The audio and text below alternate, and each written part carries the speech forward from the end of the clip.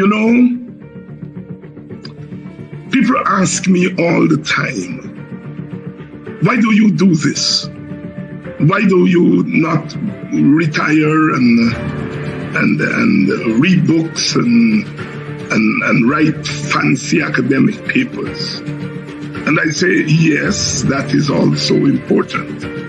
But what is more important is that I was given an opportunity to read books in the first place, to engage with ideas because of the sacrifices of ordinary.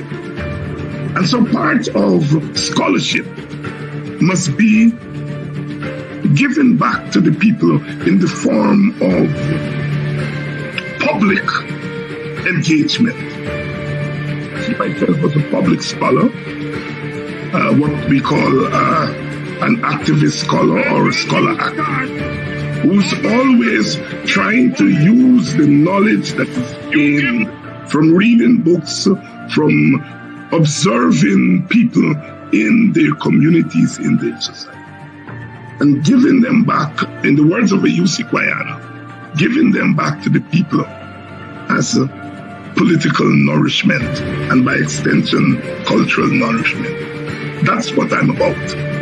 It's about being that public scholar whose work is not just confined to the classroom, but that classroom is extended to the public space.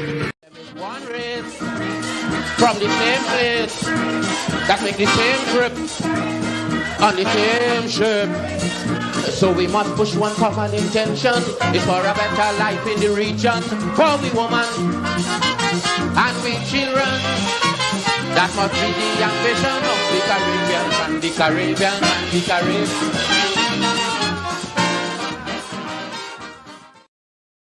And a very good evening to you in the background there, the voice of Leroy Calise, the Black Stallion, the Caribbean Man, 1979 classic, The Caribbean Man by Black Stallion, introducing our new podcast, which aired on Tuesday. Today's Wednesday. Yes, it would have aired yesterday. On Tuesday at 6:30, we'll try to do that podcast at least 3 times per week, Tuesday, Thursday, and on Sunday. And the reception to the first podcast was overwhelming. Of course, we discussed the subject of the local government election and the challenge for the opposition. Good evening. And welcome to Politics 101. If you are just joining us, well, we are on. Good evening to you if you're coming to us from Guyana. If you're coming to us from Guyana, good evening. Good evening. If you are in the wider Caribbean, good evening. Good evening. And if you are in Europe, good night. Good night. And in North America, good evening. If you are on the west coast of the United States, good afternoon. How are you doing?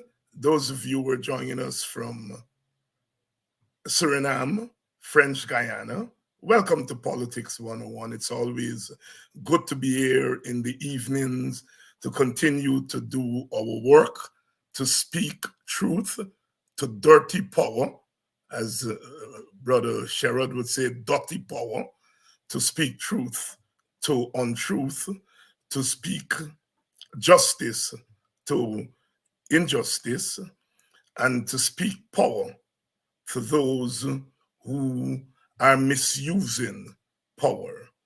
Welcome to Politics 101. Tonight, we are going to have 2 guests on.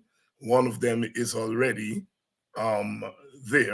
here, Mr. Lelon Saul, and we are expecting Mr. Lincoln Lewis, who has not been on for a little while.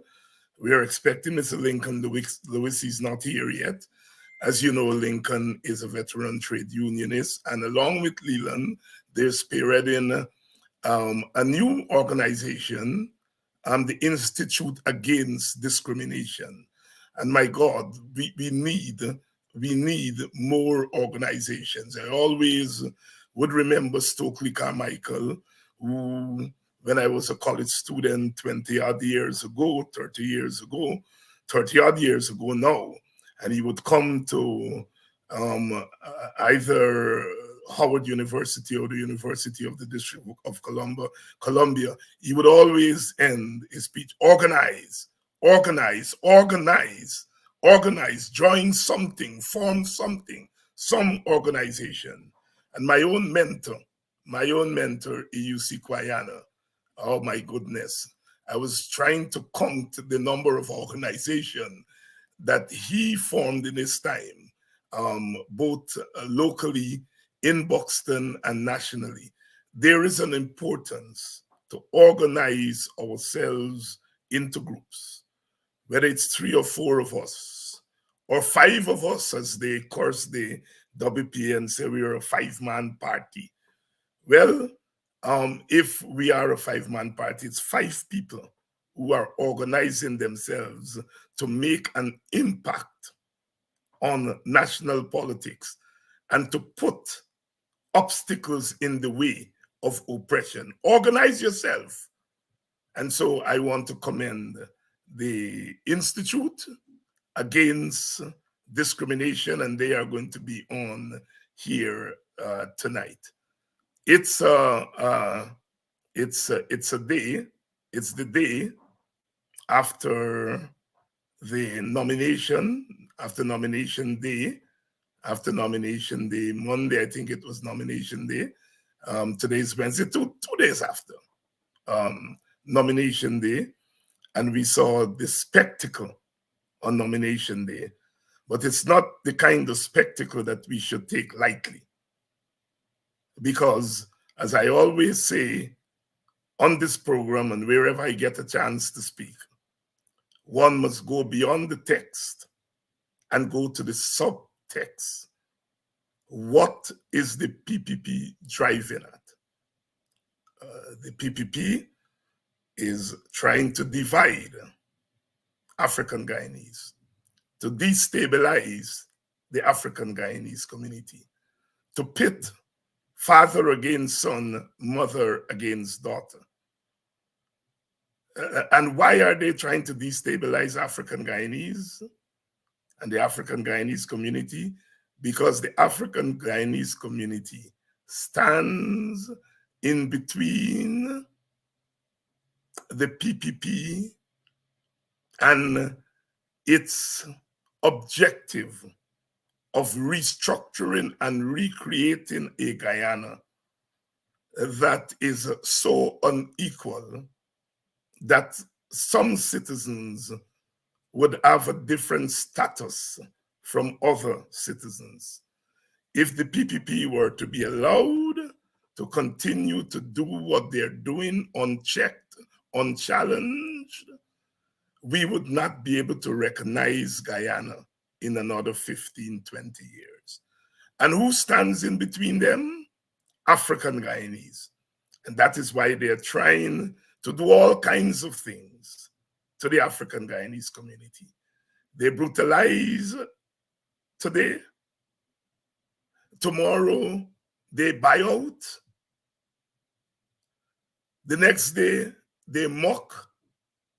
The other day, they throw little bones at us. The next day, they pretend that we don't exist. They criminalize our leaders. And so, therefore, the African Guyanese community must organize itself at every twist and turn and at every level. Good evening and welcome to Politics 101.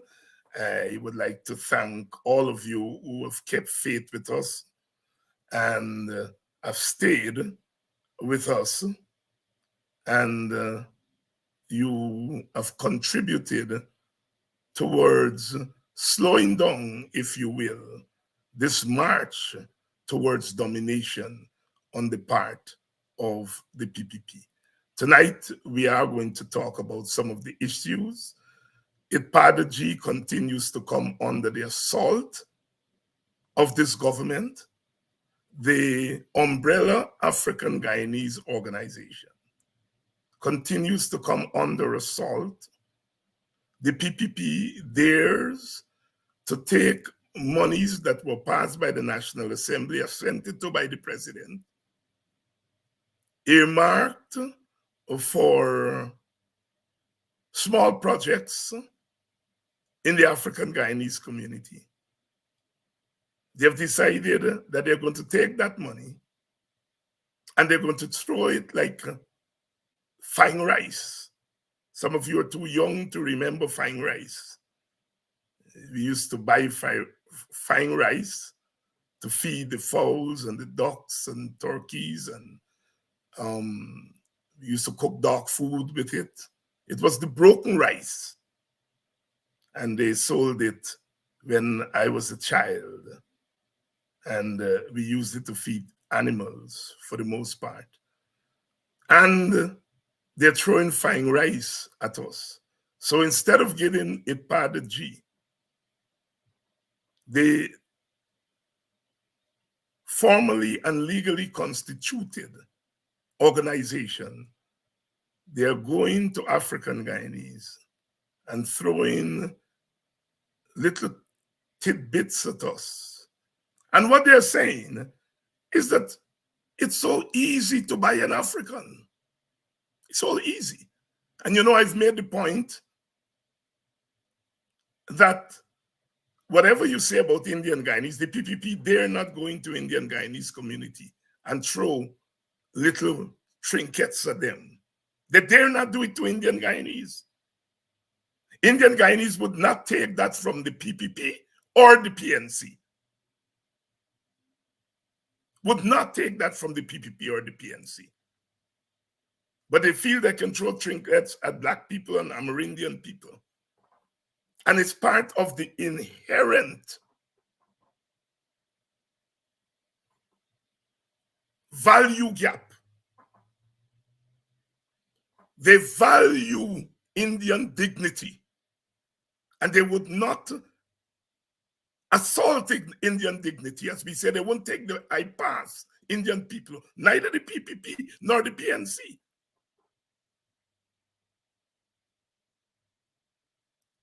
But they feel that African dignity is not worth the same. So you can assault African dignity. You can have a parade and you push the microphone in front of every African to get them to prattle like ornaments. They dare not do that to Indians. You all hear me? They dare not do that to India. Indian people won't take it.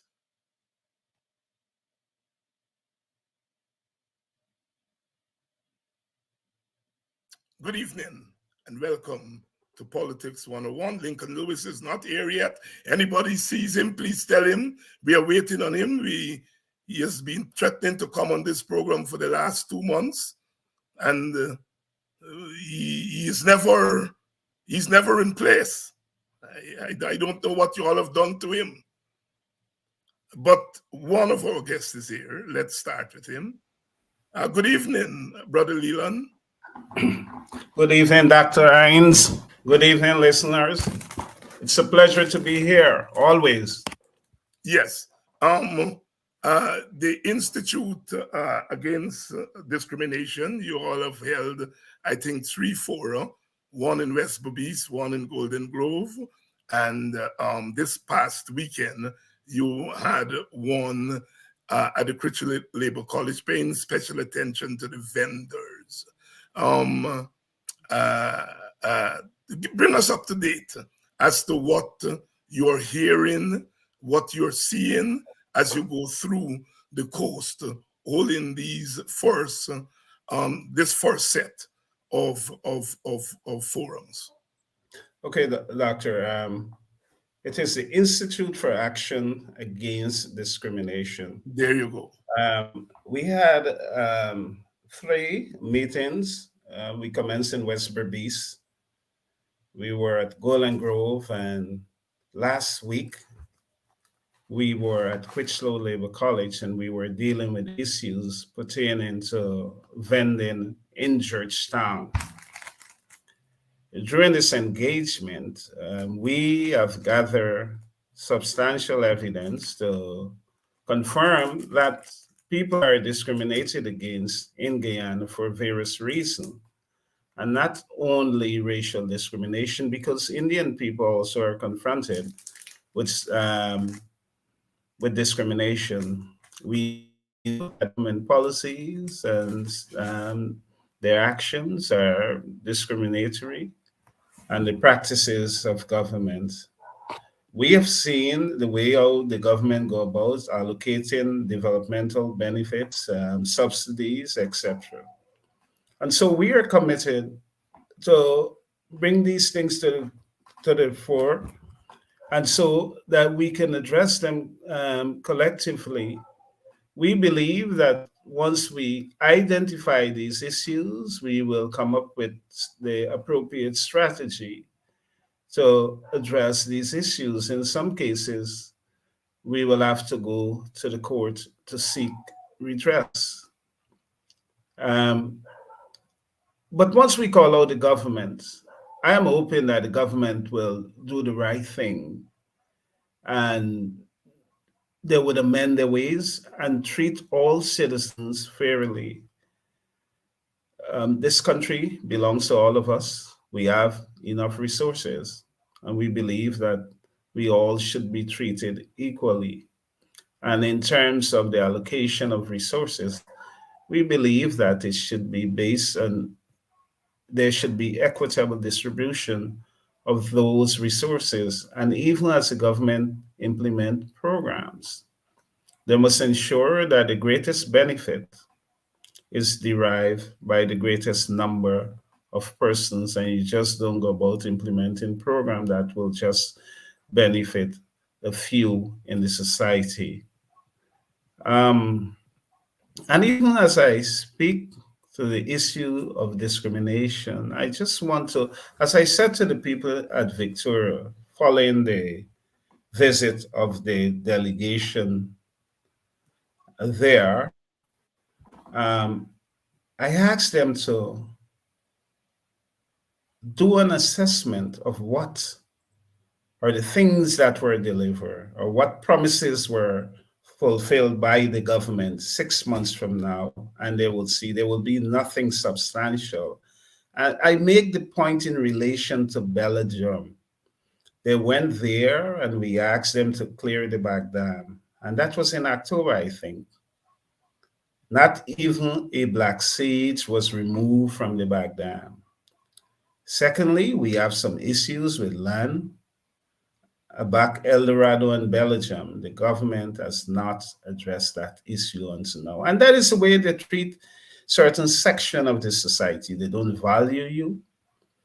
And so this whole effort to weaken you and to reduce you to the lowest rung in society. And I think it's a deliberate attempt because they don't want the communities or some communities to be prosperous and sustainable. And so what they do, they come to these communities and they identify a few people and they give them handouts. And then they will say, look, we are doing things for people. We are an inclusive government and so on. But we will not be deceived by that. If you're coming into our community, we ask that whatever project is being implemented, there must be consultation and there must be buy-in. Do not come into our communities and impose projects or program upon us. There must be that buy-in. Because the people in a particular community, they will know what is the best for them and how they can make their community viable and sustainable. It's not about just giving a few people handouts. And you know what? Sorry to say, And sometimes they look for the most vulnerable people in society who do not understand the issue, and they target them. And you see that. And even as we look at what happened at nomination day, it's tantamount to vote buying, which is dangerous for if we want to build a stable democracy. We should not encourage vote buying. I don't know, it must be a coincidence that several persons who turn out there and some of the candidates, they presently have contracts with the government. They're beneficiary in terms of the government public procurement program. Must be a coincidence. And I know of cases where people were paid money, right, to attend that nomination. And and in other cases too, persons were coerced, especially those temporary workers. This is not good for our country, and we have to fight against such thing. As I said, vote buying is dangerous. Vote buying cannot guarantee a stable democracy. It's tantamount to corruption, and we should not do that. And even as we look at that, maybe the time has come for us to look at campaign financing in Guyana. We must do that. We cannot allow this situation to continue. Here you have a government that has a lot of access to resources, to monies, and they're using state money to buy votes, to entice people, and so on. But I want people to understand that will not guarantee victory for the PPP. It cannot, because those who are affected by the policies of the PPP, and I think the average Guyanese is affected, and I trust that they will vote accordingly and reject the PPP, because we cannot continue this way. And I want to make a quick point on Ipadaji. But I we'll come think to Padaji. We'll come to Padaji, okay. Lelon. I want to continue that discussion on vote buying. You can't buy votes if votes are not there to be bought. And the fact of the matter is that the people who are being bought are African Guyanese. That's one. We don't see the PPP, the PNC being able to buy Indian Guyanese.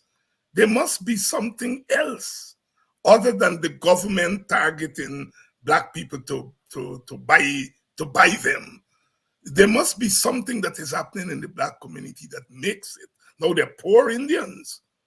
They're poor Indians, but you don't see the PNC able to go and buy poor Indians, even when they were in government.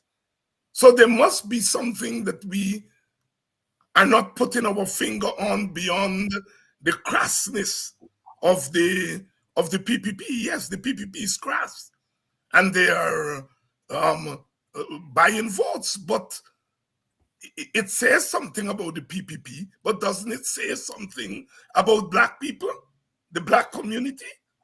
Let me hear you. Yes, it says something about the Black community, and perhaps we need to look at the whole political socialization of people within the Black community. I believe that we have to raise the level of consciousness, and if you for those who can be bought, I think it's a terrible thing. I don't want to judge them too harshly, because what I want to say here, certainly I would not say, but we need to raise our people level of consciousness. I really cannot understand why someone would lend their support to an oppressive regime, and they're willing to go with that regime. They're willing to sell themselves for a small amount of money. And you know what? Today they receive $10,000 and they don't know when the next 10,000 will come. Or a guy get a contract to clean a drain for maybe $1.2 million. He does not know when he will get a next contract to clean a next drain. Yeah. And what Leland, let me press you because you raise the issue of consciousness and you moved on. But I happen to believe that that is the core issue in the black community. It's conscious. No, you got poor Indians, you got poor Amerindians, but you don't see them prostrating themselves before oppression like black people are doing now. When the PNC was in power, you didn't see Indians behaving in this terrible way. Um, uh, of course, the PNC tried to recruit Indians. Nothing is wrong in recruiting people from the other ethnic group, but when you see people prostrating like that, it then speaks to the level of consciousness in that community. And I want, and Lincoln is here. I'm going to bring him in because I want to ask this question too. What do you all think are the obstacles to developing the level of consciousness that is needed in the black community to withstand the rampage of the PPP? Now, here is a regime with money. Here is a regime that has said we were in office but not in power, and now we will be in office and in power.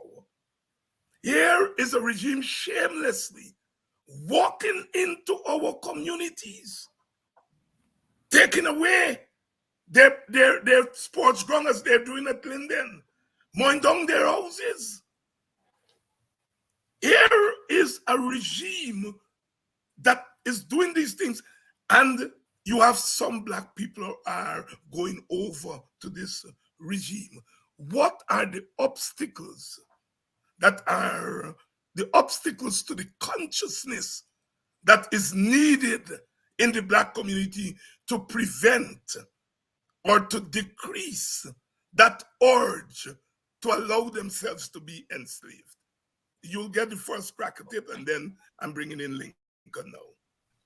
Yes, Doc, I think the major obstacle that we have is because our communities are not viable economically. And so we need to make our community sustainable. And so our people don't have to run across to the oppressor. I think that we have, in some of our communities, we have some of the major factors of production. We only need to put them into productive use. And we have to see how we can mobilize resources and make our community sustainable, and so that our people can have some hope right within the community there, and they don't have to run to the oppressor, because it's worrying. I saw, even in my community, there was a small bunch of people that were parading with the PPP, and I know them, and I can tell you, they are no way better off. And I don't know why they're doing it. You know, I just don't understand. As a matter of fact, I know one of them, he does not even own a kerosene stove. And he was whining in front of the car as they parade down the road for a nomination day in Belgium. There was about 14 of them, you know. I mean, they have a right to join any political movement. I think the economic argument is not a bad argument, but I think it's more than that. Lincoln, do you think the fact that we, over the years, have failed to talk to black people as black people, because we fear that if we talk to black people as black people, that we would be labeled racist like you and me and others, and so we fail to talk to our people in their cultural language? People don't get consciousness if you don't speak to them in their cultural language. And we have substituted the Guyanese culture, whatever that is, for African culture. And so we have not developed a language, a cultural language to speak to black people. I am arguing, and that has contributed greatly to the lack of consciousness that we need in times like this? Lincoln Lewis. Thank you, David, for inviting me. Let me say to you that you started to try to answer the question. We have a serious problem in the African community. Many of the middle-class African man in this country and woman, they will tell you they're not an African. They're Guyanese. That's one of our problems. We have a sense of we have a sense where we lack an understanding of identity. And you made a point earlier. The ordinary African man believes that you must not talk, if you talk about racial identity, you are being racist. I always believe, as I said, racial identity can mean, being racial don't mean that you're racist. And we have bought into the stereotype over the years, which says that if you talk about race, or you identify your race, or you promote your race in a positive way, you are being racist. I always argue this point that being racist is when one race unnecessarily go and attack another race. That is being racist and trying to discriminate against that race. But racial identity do not mean that you are racist. And our community buy into that notion that you can, if you talk about, you should ought not to talk about race. When every other community seek to identify. It's a question of lack of education in our communities. And we need to understand that the time has come that we have to talk to people straight up. What's the position? In the other communities, you have that. You have that behavior among leaders. You have the Chinese Association, they talk about what they want to talk about. You have the East Indian organizations, they talk about what they want to talk about. But the moment that we mobilize, even our own people, you may say something, and our own people may come after you for saying it. They will condemn you. We're quick to distance ourselves from it, from when our leaders make statements. Somebody called them and they're ready to distance. If we rally around our brothers and sisters in getting the message across, we bring about a greater consciousness in the community. It's a question of consciousness, lack of consciousness in the community, in the African community, that caused these people to be doing this. Let me tell you what, bro. I have taken a very clear position.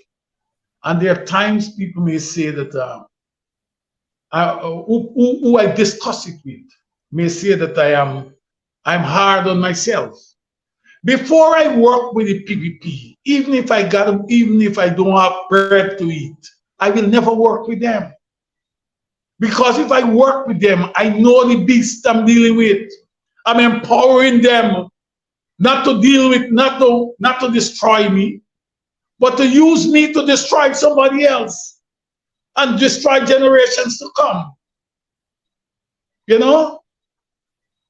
And look, I watched at the evil one the other day on nomination day. I'm talking about the butcher from Unity. You know? It's a man who under his reign as president of this country, so many young men were killed extrajudicially were murdered through extrajudicial means, and we seem to forget it. We have a standard, we have a questioning, we have a standard in our society where we are quick to forgive other people, but we're not prepared to forgive our own leaders. The leaders that come from our community. We don't do it. We forget the rest. And I believe that there's a sense of weakness. And that weakness come about because of a lack of consciousness. Lincoln, between leaders. I'm glad you have expanded on the question of consciousness. And I want to say a couple of things before I pass it on to Lelon.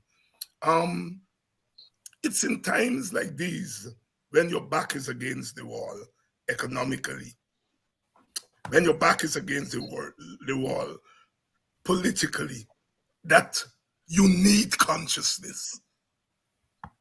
If our foreparents didn't have consciousness, during slavery, they would have never gotten out of slavery. In fact, oppression ought to breed consciousness. And I think you hit the nail on the head. We are naked right now. And we are naked because we have stopped walking on two legs. The political leg and the cultural leg. I have always said the period between 1964 and 1971, when you had African Guyanese leaders, one on the political realm, Forbes Burnham, and the other one on the cultural leg, Iyusi Kwayana, it was the best time for Black people economically. You go back to West Bobis, where the two of you are from. Go to the East Coast, go to the West Coast, and see how many people, Black people, started small businesses, pig rearing, poultry rearing, and a whole set of things during that period, because we were walking on two legs. There was the cultural leg, and there was the political leg. And sometimes they met, sometimes they were apart. I grew up as a little boy hearing the name Frederick Mahaika, this Black man who was rich. And I'm saying that we are now walking only on the political leg. We have dropped our culture. And so therefore we have dropped our consciousness. And it's showing now.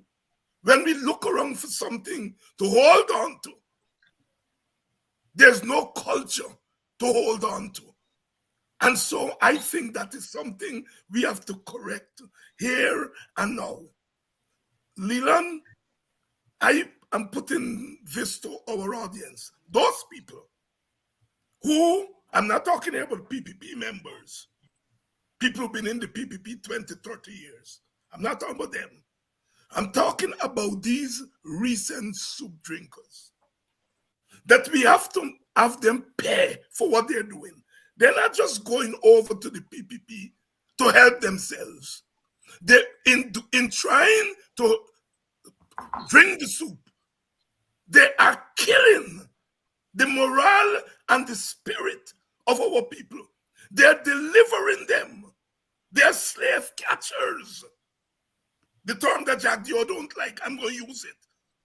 They're Black slave catchers. And we in the Black community must not make it easy for them to do what they're doing. We must make them uncomfortable. We must make them pay a price. If they come in the bar where you're drinking, turn your back on them. Do not socialize with them. Make them pay a price. I'm not talking, I made it very clear. I'm not talking about harming anybody. I'm not talking about chasing people like Jack Dio. I'm saying in a dignified way, ostracize them because they are are, by their individual action, they are repelling the advance of the collective. Lelon, Saul, what do you think about that? I totally support what you're saying. We must work firstly to raise the level of consciousness among our people. I believe in that. It's something that I've always advocated. And in terms of us dealing with those who are collaborating with the oppressor, we have to deal with them condignly. And I will support what you were saying. We have to ostracize them, so that they will get the message. And hopefully they will amend their ways. It is terrible that we have, and I have said this, this is one of the most racist governments we have seen since 1953. And I do not understand why Black people are supporting this government. Those new members that we see recently, and even in today's paper, it points to how polarized our society is. But our people are willing to support a racist government. It's a level of consciousness. Lelon, look, and coming to you, Lincoln.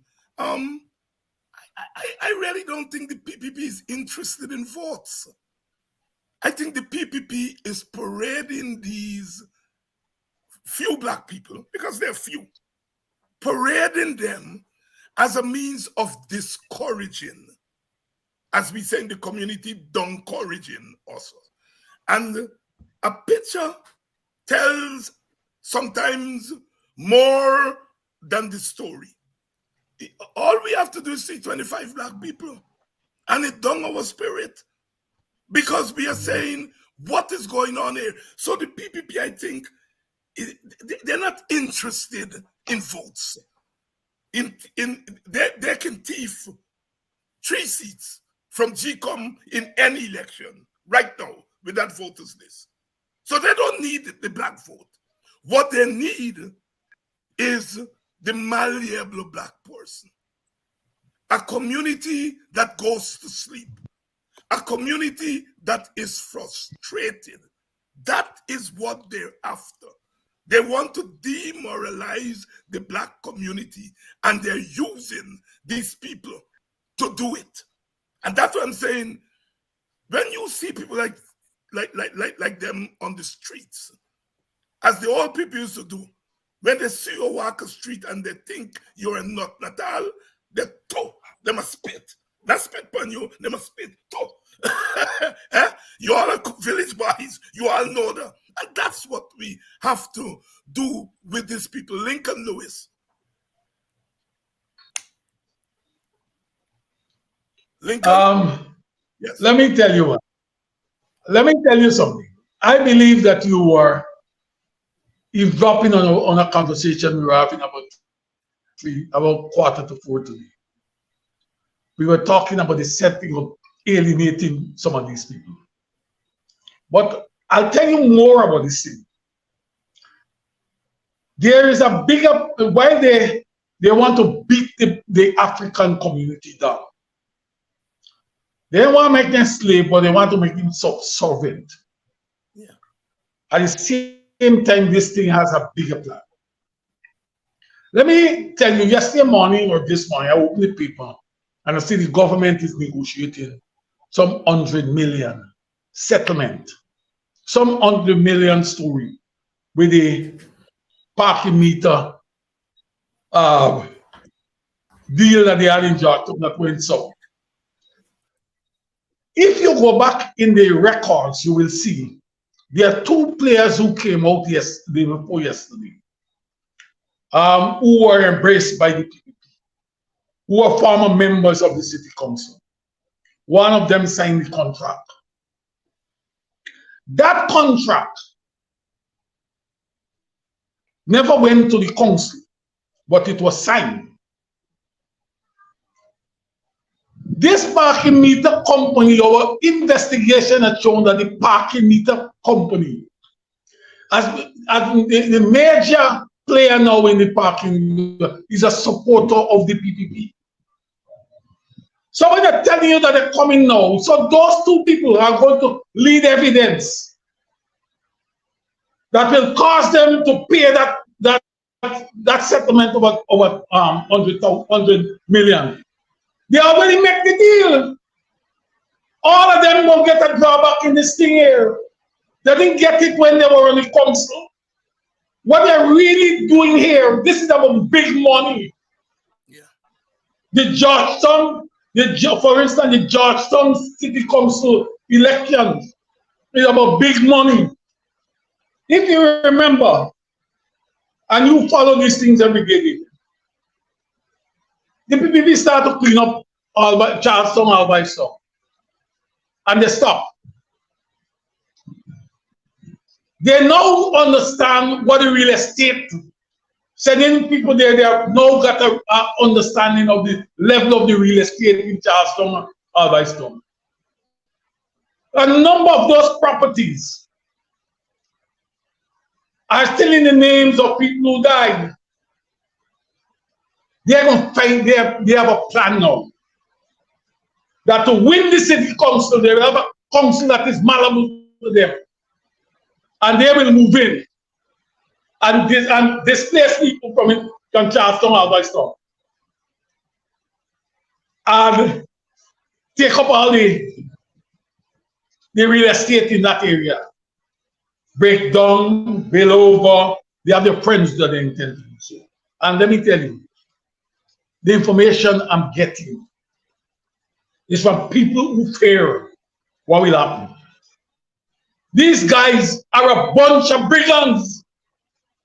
Those who join with the PPP to now dislodge poor people at their property. We will see anytime they win there, you will see a similar situation. They could transpire and mock up.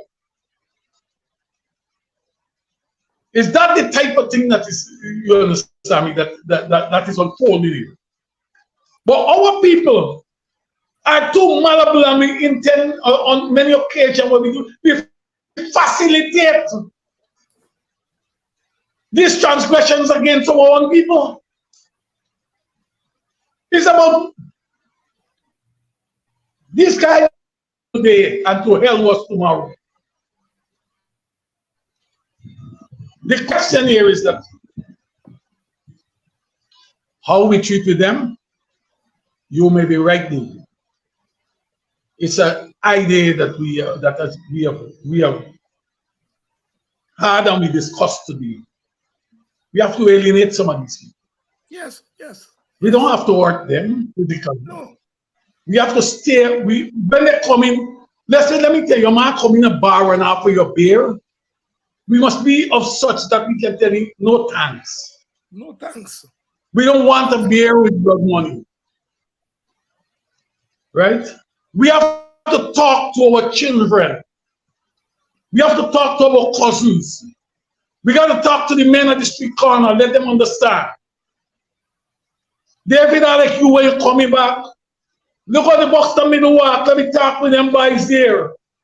I've been talking with them. Some of them are conscious of what's taking place. We got to turn them a different way. And you made a point earlier. You know, I was a member of Aspire. And Aspire used to, the quarters was 30 Church Street, Alberta. I remember it well.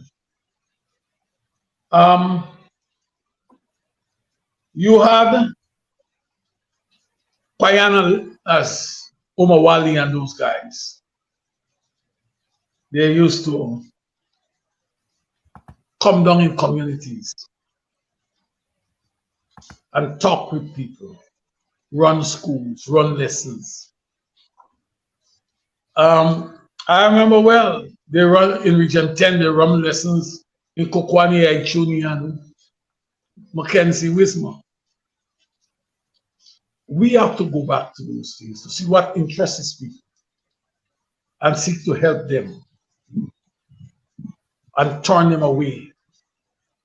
You know, Mr. Jagdio said to people, and he used the airwave. He used the communication machinery. He said to people sometimes, don't worry those men. They don't have anything to offer you. Well, you can do. I have the authority to make you get money. Yeah. To get a house and a car. But many of them don't realize that when they get the house and they get the car, they don't have no money when they don't pay the mortgage and the loan when the month comes. They ask crunch to find food for the children. But he has been able to instill that in them. Yeah. He never said to them that he's going to give them, I'm going to make sure that each of you get a 10-acre land. You know, let me tell you something, and this for the viewers. I come from a father who lived in my father was a miner. My mother was a seamstress. Let me tell you something. When my father worked in the mining areas, away from home, one of the things he always do, a piece of land to sell somewhere, his brother or his brother-in-law will call and say, Stephen, this person selling out. How can we buy? And he who have access to the dollar will send that money and to help that brother or brother-in-law or cousin-in-law to help, right, to acquire. And you know what he done? What that did? He kept much of our family land in the family. In the family. That my father and those guys, they are dead and gone. But there are lands there that not his children, but his grandchildren can inherit. We got to start now holding hands in this process here, doing things differently. We have to learn from what those guys did. The voice of Lincoln Lewis here on Politics 101. We are discussing the state of the African Guyanese community.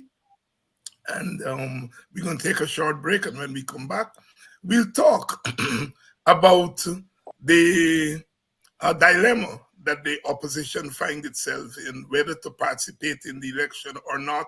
And if you participate, how you participate. We have two of the opposition parties not participating. One is participating. How do they work themselves out? We'll see. Hear the views of Lincoln Lewis and Lelon Saul when we come back. If you hear me, black is beautiful. Santa Claus. Black is beautiful. It's a textile. Lift your head like me. You got to wear it for with dignity. How it was now. Black is beautiful. I said, sing it along. Black is beautiful. Say, I'm black and proud. It's my time that we get rid of that old slave mentality. One race from the same place that make the same trip on the same ship. So we must push one common intention. It's for a better life in the region. For we woman and we children. That must be the ambition of the Caribbean and the Caribbean and the Caribbean.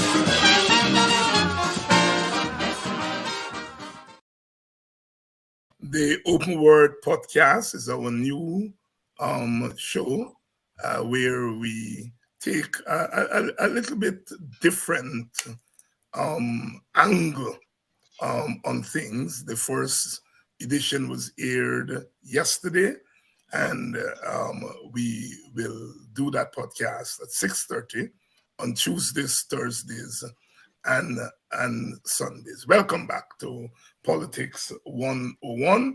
We have Lelon Saul and Lincoln Lewis here. They are both members of a new organization, the Institute for Action Against Discrimination, and they've been holding public fora to help to sensitize people. Lelon, I mentioned the dilemma that the opposition seemed to find itself in, because it is very clear that the PPP is taking over GCOM and plan to rig elections from GCOM as they did in 2020. But then the PPP seeks to make the election a battleground, not for control of local authorities, because they get the central government, and central government override local authorities every day. But they're using the elections as a battleground for more political space. They already have invaded all the political space at the level of the central government. The parliament, the National Assembly, the executive, they're bullying the courts. And now they're seeking to take the little remaining space that is there at the local level. And the objective always for the PPP is about transforming Guyana into an ethno-state in which the different ethnic groups will be unequal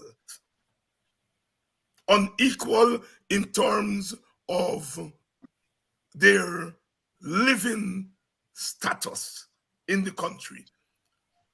So let me get your views on what should the opposition do in the circumstances. The AFC and the WPA have said they're not taking part in the election. The PNC, to my mind, has decided it will take part in order to stop the PPP's total takeover. So we have the three main opposition parties having different approaches to this problem. Can it be resolved? How should it be resolved?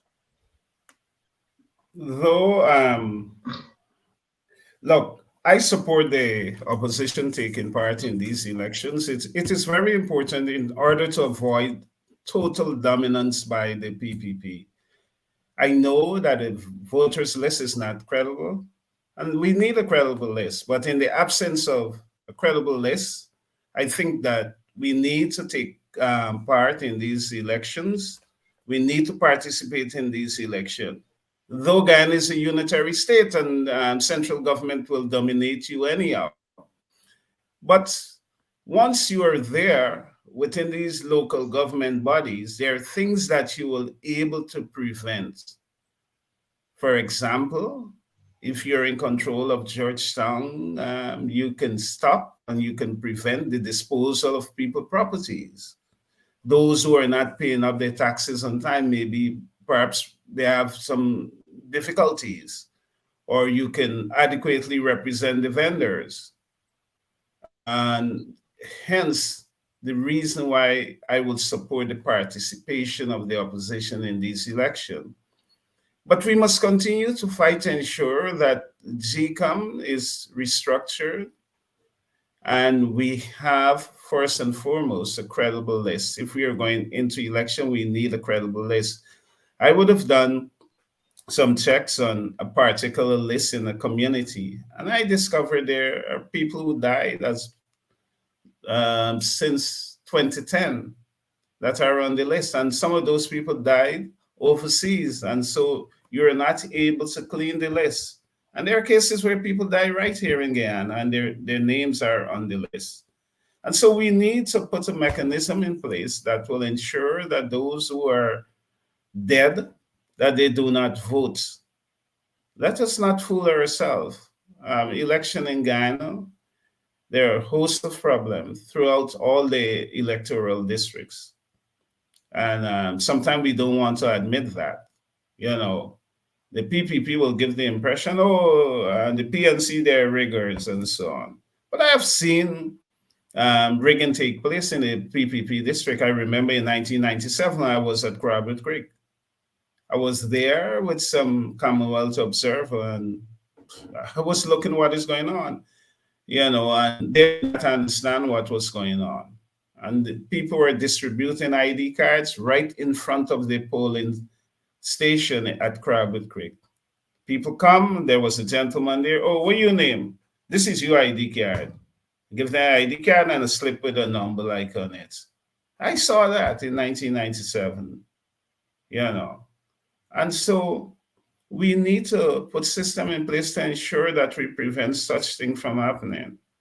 If we are going to build a strong democracy, we need those things in place.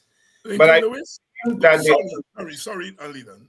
Go ahead. The opposition should take part in these local government elections. If it's general election and the condition remain the same, I will say do not take part.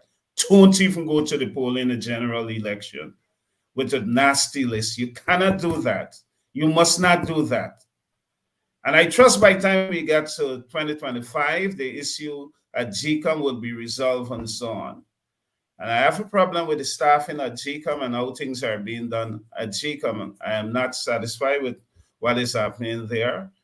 And I know a case where I think it's on the East Coast, the East Bank, one of those NDC, where a voluntary group was disqualified. I spoke with the person there, and I am not convinced that that group should have been disqualified. But it's left up to GCOM, and what they're doing. I mean, if we want to assist people to take part in these elections, GCOM should be able to enable the process instead of discouraging people from taking part in the process. I noticed one of your someone on the in the comment section said I should not talk about 1997. Anyhow, Ms. Brown, I am just presenting the facts as I see it. Thank you. All right, Lincoln. Let me get Lincoln here. Lincoln, are we facing a dilemma, a conundrum in the opposition ranks as far as the elections are concerned?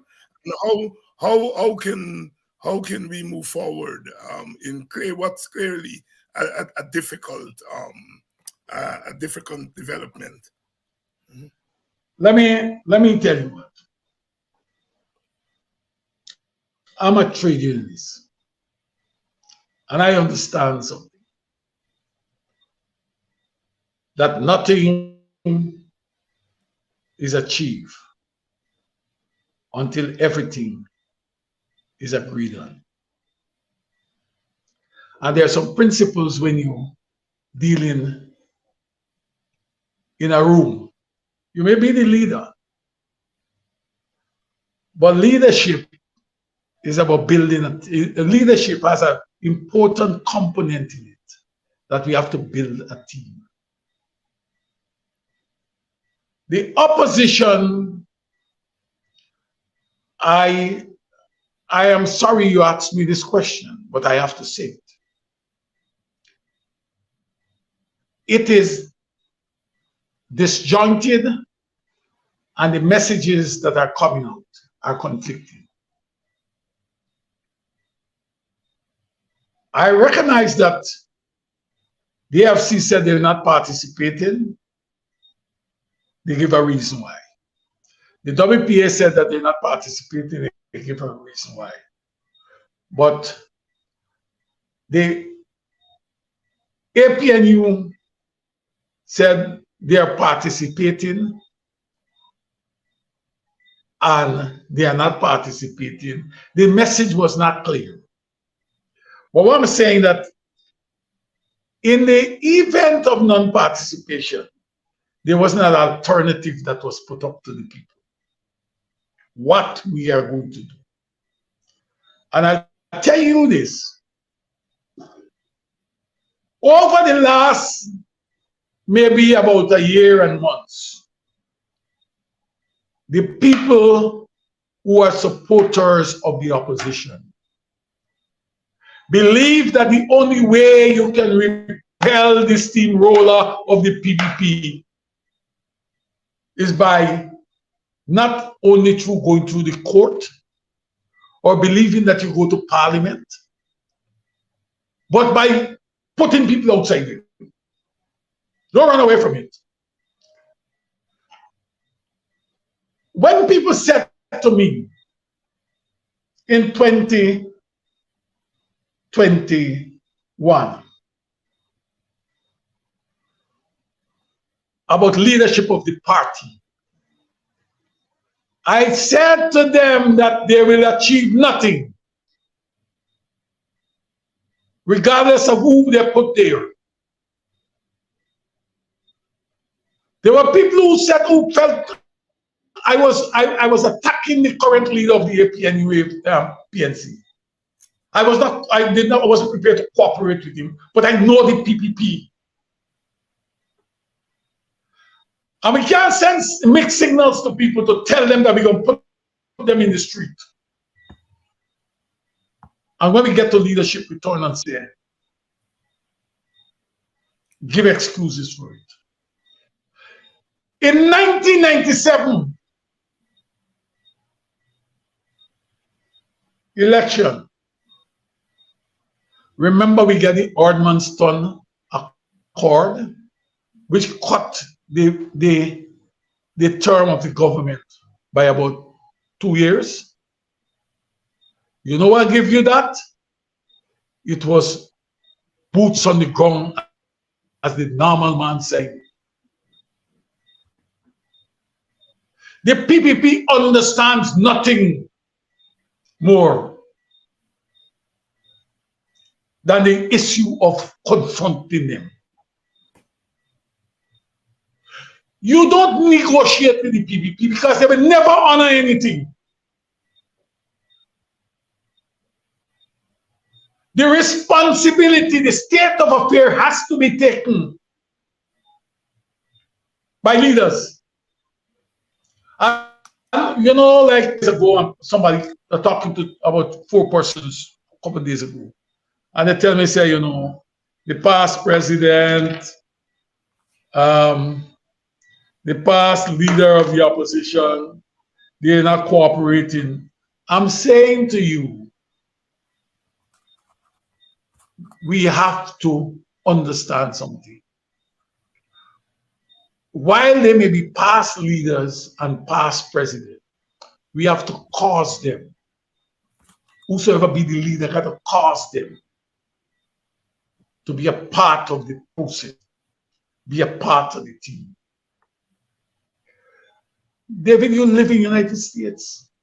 You were there when Hillary Clinton and Barack Obama lead off. They clashed for the leadership, for the presidential nomination for the Democratic Party. There were bitter struggle. All kind of things happened. People came out against Bill Clinton. There were blood on the carpet. But you know what? When Obama got the nomination, he was able to call Hillary, put his force troops together, sit down, talk with Hillary and all the leaders in the Democratic Party and come up with a united force to dislodge the Republican Party from government. I say this, that we have to work together, but working together requires programs and making deals and concessions among us. We have to do that. That is not being done. And because that is not being done, the opposition finds itself in this current conundrum. You got to understand, the leadership got to take responsibility. And I'm saying again, that while for instance, the WPA, the AFC said they're not going, they gave reasons. But what was absent in that case is a question of what the alternative. I know that I can read, but everybody don't read like me. That the alternative was, let us take extra judicial means and deal with it. Let me tell you something. If a man, I am a US, I will never tell an employer that the issue of strike is off the table. I'll never do it. It weakens my position. To signal to the government that protest is off the table, embolden the government to steamroller my supporters. We have to understand that there are certain tactics, certain things you don't compromise. You don't give up some things. That's what I want to say to you. Thank you very much, Brother Lincoln. And I think at this time, we need the kind of solidarity at all levels in the rank of the opposition. Many of you have been calling me and writing me about what you consider to be harsh criticisms of the WPA by Brother Mark Benshop. I have not spoken to Brother Mark yet. I've looked at the programs and I do agree. The criticisms were harsh. He was not criticizing the WPA stance of not participating in the election. He was criticizing the WPA and using the same language as the PPP. And I have the great respect for Mark. I go on his program. He comes on my program. We have a good relationship. But many people feel that Mark, to use Brother Norton's language, went a little bit too far. This is not the time for us to be ripping each other apart. People know that on this program, I have zero tolerance for attacks on fellow opposition members. I don't do it. I disagree, and sometimes I may voice that disagreement. Most times I don't voice it because we cannot give comfort. We cannot give comfort to the other side. So, Brother Mark, I'm pleading with you as a big brother. Exercise some judgment, because your own supporters, the people who stay with us here, they're not happy about that stance. Like I said, I have not spoken to Mark. Both I called him, I missed him, he called me. We haven't had a chance to speak. But it is not the kind of spectacle that we need at this time. Our people are taking blows, and we cannot be beaten up on each other. We can state our disagreements. We can, and we must state our disagreements, but attacks are a no-no. So, Brother Mark, listen to your big brother. Cool it, my brother. Brother Lelon, closing thoughts, and then Lincoln. Okay, I thought, one moment. Yes, I just want to encourage our people to continue the fight against all forms of discrimination. We at IAD will continue to do that. We need to raise the level of consciousness among our people in our community. As I said, I believe that in cases where we find that some of our people, they're willing to accept $5,000 on a plate of food to march down the road with their opponents. And hence, that is why people call them hungry belly and all sort of derogatory name. And they have to be conscious of that. So I'm appealing to them. Let us work together in our community to make our community sustainable. And so you don't have to run to the oppressor and seek comfort there. There's no comfort for you there. We will reach out to people. We will continue to reach out to people across the communities. And we hope that in our engagement to raise their level of consciousness. And that is what is important. Thank you. Brother Lincoln? Let me tell you that I'm happy that you've invited us to this program. I hope that you will call us again. We still see your program as a very friendly operation to the downtrodden. IAD is about advancing the rights and the rule of law for all of us, the downtrodden in this society. Well, let me tell you, take this opportunity in closing to say to the citizens of throughout this country, in this local government election, it's time you take back local government is for local people. It's time you take it back. Don't allow governments to come to tell you, major ruling party. These are rulers, you know. They are not. They don't govern. These rulers to come to tell you who must be the who you must elect to office. We must stand against these type of things. And I want to say also, I want to appeal to the opposition leaders and forces. Now more than ever, you need to sit down and examine the path you've traveled, where we are now, and where we intend, where you can take us in the future. We cannot say a man is not prepared to work with me. I have a greater responsibility as a leader to make sure that I cause people to work with me. If I fail to get people to work with me, then I have abrogated my right to lead. We have to do something. David, thanks for inviting us. And I urge you to seek to help in making this force a better one. Thank you. Good night. Thank you very much. Good night, comrades. And thank you very much, Lelon. Members of the new organization, the Institute for Action Against Discrimination. They're rolling forums around the country. Whenever they come your way, make sure you turn out. And let us organize and mobilize to ensure our parents would be proud of us. Good night, my brothers.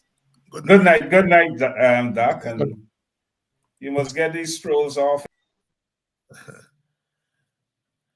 And to you, our audience, good night. Again, thanks for keeping watch with us another night. We come back tomorrow night. Hopefully, I'll get somebody or buddies from the PNC to come on and to talk about